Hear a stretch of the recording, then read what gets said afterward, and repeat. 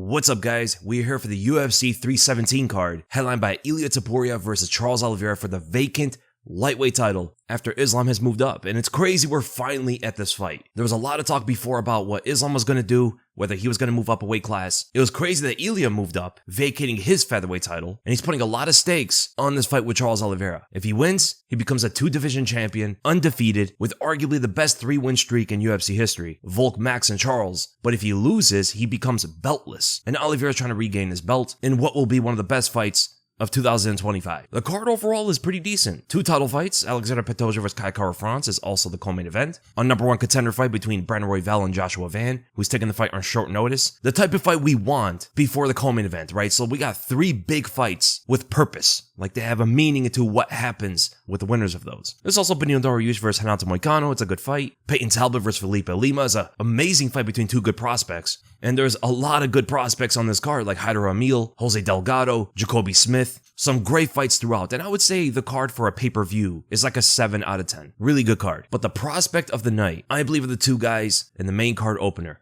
Payton Talbott versus Felipe Lima. Most likely both these guys are going to be ranked in the future. They're both skilled, excellent strikers. Lima is more well-rounded, whereas Talbott seems to be a lot more powerful. Maybe in the future they have a rematch, regardless of who wins and who loses. The fighter of the night are the 2 guys in the main event, Ilia Topuria and Charles Oliveira, both stars of the UFC, former champions.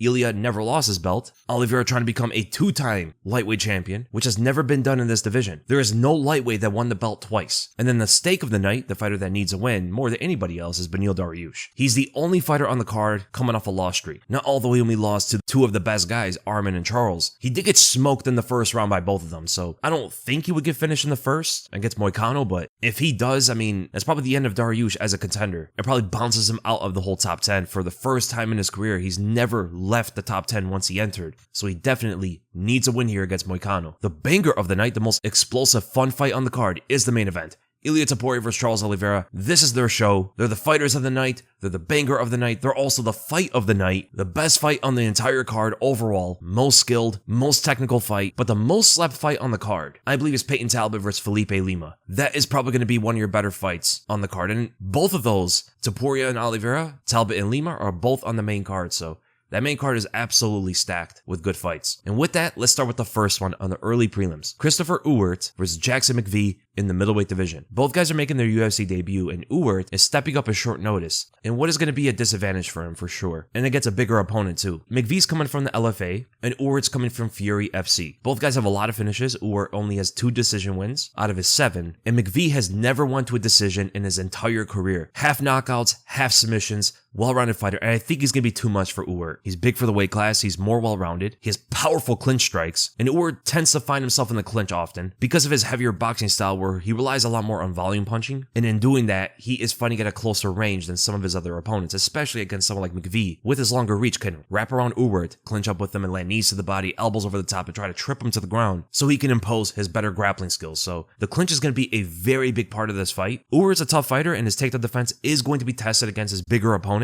but I think McVey's strong choke standing and on the ground, he could submit him in both positions, as well as being capable in the striking to land some kicks from range and stick behind the jab as much as he can. It keeps him there somewhat effective in the stand-up against Ewert, but with the grappling, I'm going to have to go with Jackson Mcvey by a second round submission. And then we go to the heavyweight division. Jhonata Diniz versus Alvin Hines. Diniz is coming off a loss to Marcin Tybura. He got destroyed in that fight, mostly because of the ground game, and that is alarming going up against Hines because the guy's well-rounded, he's a strong wrestler, and has finishes in all different positions. But he will need to wrestle to win the fight. Striking with the knees is going to be difficult, right? He's not as technical with the striking, but does have more variety to what he throws. It's going to be a rather tough fight for both guys, I think. And this is going to be Diniz's 4th UFC fight. He's 2-1 there. He beat Austin Lane by knockout, Carl Williams by decision, and they got TKO'd due to doctor stoppage by Marcin Tybura. Alvin Hines is making his UFC debut, and the crazy thing about him is, he's already had 3 fights this year. He fought in January, February, and in April. The guy fought 2 months ago, got a knockout via head kick in the LFA. So he's fighting frequently. In fact, he made his MMA debut in 2023, which is crazy. Has only gone to a decision 1 time in his career, undefeated, 3 knockouts, 3 submissions, and all different types of finishes. Head kick knockouts, ground and pound,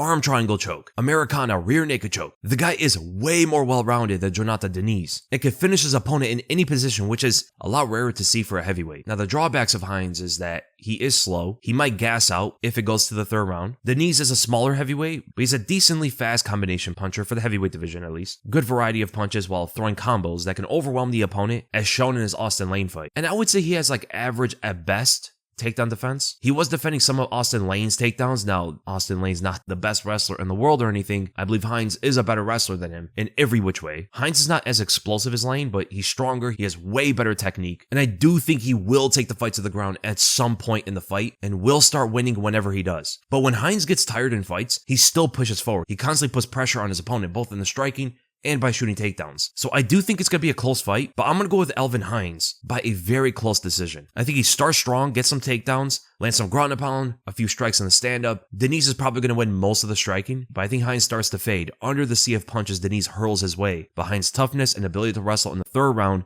might win him this fight. So Alvin Hines by decision. Interesting, Diniz is an over 2-1 favorite. And then we go to Niko Price versus Jacobe Smith. I mean, this is one of the most one-sided fights on this card. Jacobe Smith is going to destroy Niko Price. The only thing Niko Price can do is just out-brawl him. Maybe. Price is a lot more chinny now. He used to take a much better shot earlier in his career, but after all the wars and damage, if Jacobe Smith lands on that chin, Niko Price is going to hit the deck. Jacobe is very powerful. He's extremely explosive with his punches, shown in his last fight against Preston Parsons. Absolutely destroyed him with that combination, left hand through the jaw, knocked him unconscious. But the thing is, Jacobe's a wrestler, and a very good wrestler at that. I think he goes out there, out-punches Niko Price in most exchanges. If he wants to take the fight to the ground, he can. Finish him on the ground with ground and pound. And the only way Jacobe loses is if he just gives the win up to Niko Price. Like, he just starts exchanging with him, brawls it out, and then gets knocked out. Like, that's the only way I could see Niko Price winning this fight. But then again, Niko Price did knock out Randy Brown off of his back with hammer fists, and he knocked out James Vick with an up kick, who's 6'3". So he could get a crazy knockout like that, but I think Jacobe Smith is smarter than some of those guys. So I'm gonna go with Jacobe Smith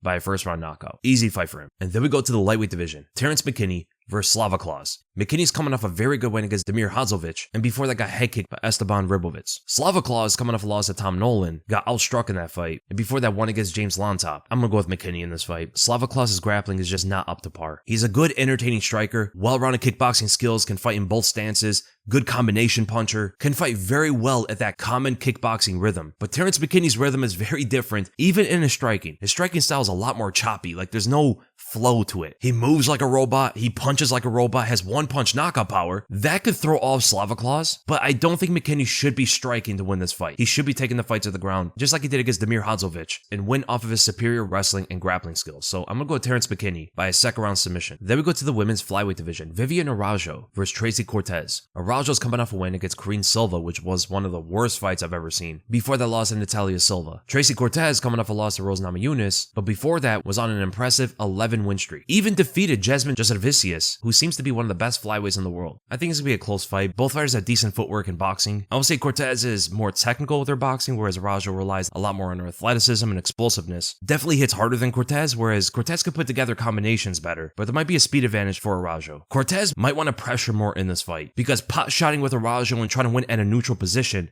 with a faster, more athletic fighter is going to be difficult. Both fighters can wrestle, but to get takedowns before Araujo gets tired is going to be tough. She's only been taken down twice in the first round, and neither time they were able to keep her on the ground for long because of how explosive she is. So I think if Viviane Araujo has good fight IQ, she should win this fight. But it's a close fight. I think both are relatively close in skill. They're both fairly well-rounded. They can both punch very well. They can both shoot takedowns well. It's going to be a close fight, I think. But I'm going to go with Viviane Araujo as the underdog by unanimous decision. And then we go to Hyder Amil versus Jose Delgado. Now we get to some really good fights here. Actually, from here on out, it's all good fights. Hyder Amil is undefeated, 11-0. 3 wins in the UFC, 2 of them finishes. The finish against Lee was absolutely insane. 38-punch combination to finish him in just over a minute into the fight. Very powerful fighter, well-rounded, good wrestling, and extremely pressuring throughout. Now he's going up against Jose Delgado, who's on a 6-fight win streak, all finishes. He's never won by decision in his entire career. 5 knockouts, 4 submissions. He's going to be the bigger fighter in there. Also well-rounded, but more of a striker than anything else. He has better jiu-jitsu than wrestling, but wants to keep the fight in the stand-up. Hyder Amil usually stays in southpaw, so Delgado's probably going to stay in orthodox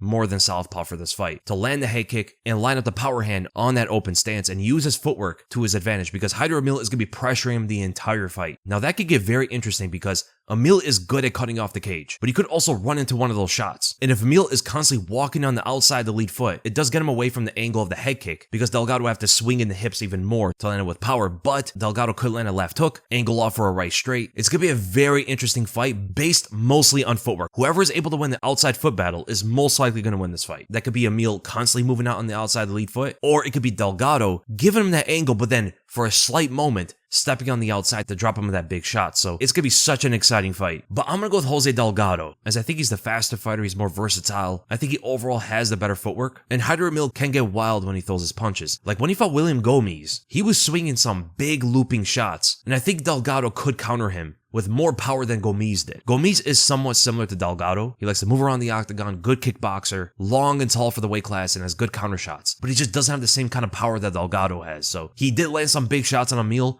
Amil's able to eat those and walk through them. I don't think he could do the same thing as Delgado. So Jose Delgado by a third round TKO. And then we go to the headliner of the prelims, Jack Hermansson versus Gregory Rodriguez. Hermansson's come out of a win against Joe Pyfer, but before that loss to Roman Dolidze by TKO in the second round. Gregory Rodriguez coming off a loss to Jared Cannonier. He took a lot of damage in that fight, but before that was on a 3-fight win streak against Christian Leroy Duncan, Brad Tavares, and Dennis Tululin. This is a very well match-made fight because both guys are great on the ground. I think just technically they're both on a similar level overall, both in the striking and on the ground. But I think Rodriguez's strength is going to win him this fight. Once Hermansson gets taken to the ground, I think it's going to be very difficult for him to get up from under Rodriguez's even full guard. And then there's big ground and pound shots, soften him up for a submission. In the stand-up, Hermansson has a good jab, a good footwork, but any shot from Rodriguez can change his striking. And I don't think Rodriguez is going to be as respectful of the power of Hermansson, just because Hermansson doesn't really hit that hard. He has good cardio as a substitute for that. If the fight was 5 rounds, I think Hermansson would have a lot better shot at winning, but because it's 3 rounds, I'm definitely going with Gregory Rodriguez by a decision win. His strength advantage is going to be the main reason he wins that fight. And then we go to the main card. We start with Payton Talbott versus Felipe Lima. This is one of the best fights on the entire card. Eventually in the future, they're most likely going to be ranked bantamweights, and maybe even rematch regardless of who wins or loses this one. But Payton Talbott is coming off a loss to Raoni Barcelos, where he was a huge minus 1100 favorite. And before that was undefeated on an 8-fight win streak with 1 decision win, 1 submission win, and the rest knockouts. Felipe Lima is on a 14-win streak, most of those by decision though. So not nearly as much of a finisher as Talbott is. Talbott is a lot more powerful. The guy literally has 1-punch knockout power, and very rare for a bantamweight. Both guys are athletic. Both are relatively the same size. I don't know why it says that Lima's 5'5". On Tapology, he's 5'6". I think the UFC also has him at that same height. They both literally just faced off and they were the same height as each other. But interesting enough, Lima had 2 wins in the featherweight division. His best win by far was against Muhammad Naimov. I would say Lima is definitely more well-rounded. I think he's a better technical striker overall. He has good kickboxing skills, switches stances, good combinations, excellent timing offensively and defensively, which is going to help him a lot against the striking of Talbott, timing his shots, slipping them, and then landing his own counters, shown his Muhammad Naimov fight, blocking or slipping punches, and then countering immediately with not much windup. He's good at distance with his kicks, leg kicks, body kicks, and by switching is going to allow him to land on the open stance. Now Talbott could change that fight with any shot he lands, but the only thing about Talbott is, as athletic as he is, his striking does seem somewhat stiff. The way he moves and the way he punches, you can see there's a lot of power and he sits on everything he throws, but it lacks a lot of that fluidity and flow. The way Lima throws combinations, it's very different. He seems like the better technical striker because of that fluidity. Sometimes Talbott runs into punches, and his takedown defense against Barcelos did not look great. Lima could shoot in some takedowns, ultimately win the fight through that as well, but Talbott has not fought since January, right? Who knows how much better he's gotten ever since the Barcelos fight, because losses like that usually level up a prospect greatly. So I think we're going to see a much better Payton Talbott, but I don't think it's enough to beat Felipe Lima. I think Lima's too well-rounded and too technical, both in the striking and grappling. So I'm going to go with Felipe Lima by a unanimous decision in one of the best fights of the card. And then we're going to Beneil Dariush versus Renato Moicano. 2 veteran grapplers who have improved their striking throughout their careers, but I would definitely say that Dariush has the power advantage, whereas Moicano has more versatility in his striking. He throws more kicks and knees and long-range punches, has a very good jab, but Dariush has a lot of power in that left hand. His win against Mateusz Gamrot is going to be a big thing going into this fight, because Gamrot is also a very good grappler, but Dariush is able to successfully scramble with him, win most of the grappling exchanges, and beat him with the stand-up with the timing and power of his left hand. And he could land that shot on Moicano and knock him out. But Moicano is very good at distance with his jabs and leg kicks, but he's fighting a southpaw. Check the inside leg kick, eliminate the jab by constantly lead hand fighting. Step on the outside lead foot, line up the left hand, and try to knock Moicano out. I don't think the grappling is going to be advantageous for either guy. I think Dariush's takedown defense is good enough to defend the takedowns, but if the fight goes to the ground, there's gonna be a lot of scrambles. I don't think either of them win over the other there. I think it's gonna be very even once the fight goes to the ground. I do like Dariush's stand-up better to win this fight, but the only thing is, Dariush has not fought since December of 2023. It's good he took a long time off after getting knocked out twice like that, but it's been over a year and a half since he's fought, whereas Moicano fought Islam Makhachev this year. There could be ring rust with Dariush, but I'm going to pick him to win this fight. I think he defends the takedowns and knocks Moicano out in the third round. Should be a decent fight between two guys who are relatively close in skill. And then we go to Brandon Royval versus Joshua Van, the #1 contender fight for the flyweight division. And Joshua Van is taking the fight on, like 3 weeks notice? This will be Joshua Van's second fight this month, which is crazy. And he had an excellent performance against Bruno Silva, who up to this point is the best win in his career. But it's a step up in competition to fight Royval after that. And especially on short notice, Joshua Van has a lot of hype right now, but Royval cannot be underestimated, as he usually is throughout his career. He has been an underdog for all of his UFC fights except 2. Only against Matt Schnell and Rogerio Bontorin was Royval a favorite. Against Tatsuro Taira, Brandon Moreno in both fights, Alexandre Pantoja in both fights, Matthias Nicolau, Kai Kara-France, Tim Elliott, he was an underdog in all of those. Same with this fight until more recently. It looked like a lot of people started betting on Royval when he was nearly a 2-1 underdog, which is crazy. But as usual for Royval, he's the bigger fighter. 5'9" for the flyweight division. He has a very chaotic striking style, flying knees and crazy combos, switching stances. One of the more unpredictable fighters in the flyweight division. It's been very beneficial for him throughout his career. Even made the Pantoja fight a lot more competitive than most thought it would be. He's also very good on the ground, and I wonder if he's going to try to take the fight to the ground in this one, because he did it against Taira. He took down Tatsuro Taira 3 times in that fight, and Taira is a grappler. If he's willing to take down Taira, why wouldn't he try to take down Joshua Van? Joshua Van is better takedown defense than Tatsuro Taira does. He's a lot more explosive, but if he can get Joshua Van to the ground, I think he has a much better chance of winning this fight, as he needs to avoid the boxing range, because Joshua Van's boxing is some of the best in the UFC. He's good everywhere when it comes to boxing. Offense, defense, footwork, counter shots, aggressive combinations, body and head shots, just a well-rounded striker who can also throw good leg kicks. Royval needs to keep his distance as much as he can, unless he's going to land a flying knee or some crazy elbow or something. Constantly switching stances and throwing flashy techniques like that, and fading out while throwing shots is a reason why Charles Johnson defeated Joshua Van. He's a lot better when he's controlling the pace, but when the opponent starts taking over, Joshua Van tends to get behind in the striking. I think just like Charles Johnson, Brandon Royval could do the exact same thing, merely by having more volume and staying at longer distance as much as he can. So I'm going to go with Brandon Royval by a 3rd round TKO. And again, if he wrestles, I think his chances definitely increase. And then we go to the co-main event, the first title fight between Alexandre Pantoja and Kai Kara-France, which is actually a rematch, beginning from The Ultimate Fighter. In fact, it was Pantoja who eliminated Kai Kara-France from The Ultimate Fighter, and now he's looking to eliminate him from his title aspirations forever, as Pantoja's looking to lap this division. Kai Kara-France is a rematch, Manel Kape would be a rematch. Everything only changes if Kai happens to win, which is going to be very difficult. He is the power puncher, and he's flyweight's best sprawling brawler with decent striking technique, but he tends to be very wild when he throws. But Pantoja has a chin of steel. Very hard to knock this guy out. He's only been dropped 1 time in his entire career, and that was at Davison Figueiredo. Never been finished, only dropped once, and even against better technical strikers like Steve Erceg, Brandon Royval, Brandon Moreno, Kai Asakura, he still is able to hold his own in the stand-up against those guys, because he also hits very hard. He has that grinded chin, and he's very good at brawling with his opponent. Kai Kara-France said before this fight that Pantoja does not want to stand toe-to-toe with him. Well, I guarantee most guys thought that about Pantoja, but they tend to lose when he is standing toe-to-toe with them. That happened both in the Moreno and Asakura fights. As soon as he starts brawling or gets very aggressive with his striking, they tend to fall apart. He dropped Brandon Moreno in the first round because of how aggressive he could be with his striking, and Moreno is a very durable, tough fighter to hurt like that. So it seems like Kai Kara-France is underestimating Pantoja, in the striking at least. That could be a very big mistake going into the fight. You cannot underestimate someone like Pantoja at all. Like, imagine underestimating one of the greatest flyweights of all time, who has lapped this division and is the 2nd longest reigning champion currently. Take the fight to the ground, impose that Brazilian Jiu-Jitsu skills is the way Pantoja is most likely going to win, but of course he is going to strike with Kai Kara-France. He is getting better with his striking. He has good leg kicks, a decent lunging left hook, but can mix up his takedowns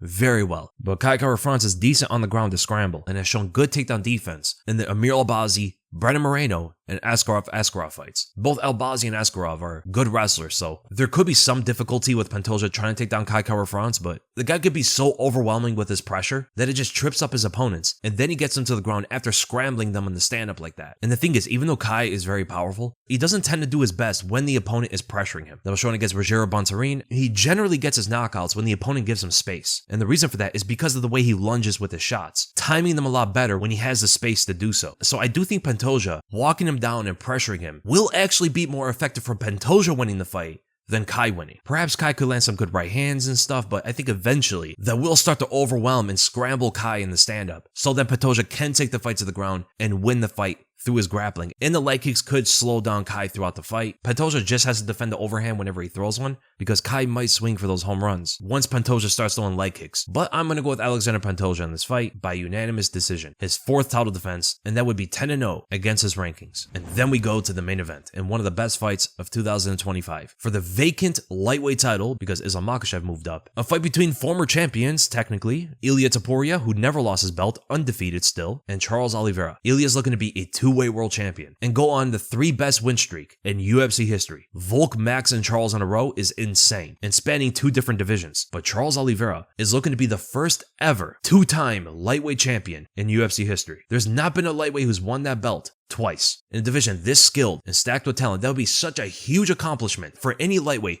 to rise again and win the belt for a second time, rebuilding and keeping themselves ahead of the division. But will the fight go that way? Well, Ilia Topuria is arguably the best boxer in UFC history. One-punch knockout power, has excellent body shots, and extremely pressuring with his style that tends to land him in the position to knock his opponent out, cutting off the cage. And he also has high-level grappling, which I don't think he's going to go to as much against Charles, but it would be interesting if he shoots a takedown and actually tries to go for that submission that he said he wants to get. He says he wants to submit Charles Oliveira, but believes that Charles' style is going to cause a knockout to happen. These 2 guys are going to meet at the center of the octagon and try to push the other back with as powerful of strikes that they could throw at each other until one of them goes down. Because Charles Oliveira, just like Ilia, is very aggressive. Even though he does have a knockout moving away from his opponent, right overhand on the back foot against Jared Gordon, finished off that fight, but he has a lot more versatility to his striking. Punches, kicks, knees, elbows, good in the clinch, good from distance, aggressive striking, counter striking. He's good everywhere when it comes to striking except for moving his head. He keeps his hands up very well, but his head movement, although getting better, is still not at that elite level that it needs to be to defend Ilia shots. But it also somewhat goes the other way. Ilia doesn't defend head kicks that well, and his lowered stance is a natural weakness to those head kicks as well as knees. And Jai Herbert, the only lightweight fight Ilia has, landed both of those shots. Ilia still stands the same way, and he does tend to drop his right hand whenever he throws his left. That lines up a left head kick, long left hook getting away from Ilia's shot, or even raising up the guard, entering the clinch, and then landing an elbow or a knee from there. So there's a lot of striking versatility that Charles has here to work with. But I think even above that is his wrestling and grappling. He is the bigger fighter. He's more used to the lightweight division than Ilia is. Even though he's moving up, he's not used to this weight yet. He hasn't fought a lot of lightweights like Charles has. Charles also moved up, just like Ilia did. Charles used to be a featherweight, and he didn't look as strong or as powerful when he originally moved up to the lightweight division, compared to when he fought Michael Chandler and Justin Gaethje and those guys. Dustin Poirier also moved up. He used to be a featherweight, and he didn't get used to the weight class until multiple fights later. It could also be the same thing with Ilia Topuria. Whether he wins or loses, I don't think we've seen the best Ilia until a few more fights. So I do think Charles is going to be physically the stronger guy in there. I think he is going to get some takedowns if he tries to, though. I don't know if Charles is going to want to wrestle, but I think his chances of winning definitely get better if he wrestles. He has some of the best grappling we've ever seen in the UFC, and he has very good wrestling. So I don't see a reason, unless it's ego or pride, of him not shooting takedowns in this fight. He believes he hits harder than Ilia, so there could be that ego going into it, and he just stands with Ilia the entire time and gets knocked off for it. He could knock Ilia out, but I think if they stand for the totality of the fight, I think eventually Ilia wins. Oliveira just doesn't have the head movement to get away from those punches. Maybe one right hand or two, but not follow-up shots. If Ilia moves in there with the jab, wings out an overhand, Oliveira moves his head away from it, the follow-up left hook and overhand after that are shots that are most likely gonna land on Oliveira's lack of head movement. So this is a very tough fight to pick. I can see how both fighters win, and I just don't know if Oliveira wants to wrestle. But Ilia does have that lowered stance. He can sprawl on shots a lot better because of that. It does make him more vulnerable to knees, high kicks, and leg kicks. So I could see Ilia sprawling on those shots. So I'm gonna pick Ilia Topuria to win this fight by a first-round knockout. I don't think it's possible this fight gets out of the second round. Whether Ilia or Charles wins, this fight is most likely getting finished in either the first or second rounds. And I just think the biggest weakness out of both fighters is Oliveira's head movement in this one. It's good enough to get away from the strikes of Beneil Dariush and some of Michael Chandler's punches and stuff like that, but it's a total different level trying to defend Ilia's punches. Because Ilia will follow up with combinations off of body shots as well. It's too much. The body shots make the head still, and Oliveira naturally keeps his head still most of the time. So I do think Ilia knocks him out in the first round. Two-weight world champion and an absolute legend in the sport at that point. And even though I think he's going to win, I don't think Ilia should be over a 4-1 favor against Oliveira. Charles has a lot better chance of winning than that, so I would not bet on Ilia winning. Charles is a decent underdog if you think he's going to win, but I think Ilia's going to win that fight. Pantoja is the minus 265 favorite against a plus 200 Kai Kara France. Might be closer than that, but I can agree with that. Felipe Lima is the minus 194 favorite against a plus 150 Payton Talbott. I can agree with that. Renato Moicano and Beneil Dariush are nearly a pick'em. Moicano's a slight favorite. I can agree with that. Even though I think Dariush is going to win, it's nearly a pick'em. Joshua Van is the favorite against Brandon Royval, but also nearly a pick'em. I think Royval should be the favorite. Jose Delgado is a minus 162 against a plus 126 Hyder Amil. I agree with that. Gregory Rodriguez, the minus 225 against a plus 180 Jack Hermanson. I agree with that as well. Terrance McKinney, the minus 165 against a plus 130 Slava Claus. I agree with that as well. Tracy Cortez, the minus 275 favorite against a plus 200 Viviane Araujo. I think Araujo is going to win, but not too confident in her winning. Jacobe Smith is a minus 2,500 against a plus like 1,000 Niko Price. Yo, they're not giving Niko Price a chance here, are they? Minus 2,500 favorite has to be one of the biggest in UFC history, for sure. Would it hurt to put $1 on Niko Price or something? If Bro's in his guard, he could get a knockout. Jhonata Diniz is the minus 340 favorite against a plus 270 Alvin Hines. I think Alvin Hines is going to win, so I think he's a good underdog, although both guys are not like highly technical or anything like that. Christopher Ewert is a minus 160 favorite against a plus 125 Jackson Mcvey. I think Mcvey is going to win the fight. I think he should be the favorite. So those are my picks for the card. I hope you guys enjoyed it. If you guys did, make sure to give the video a like.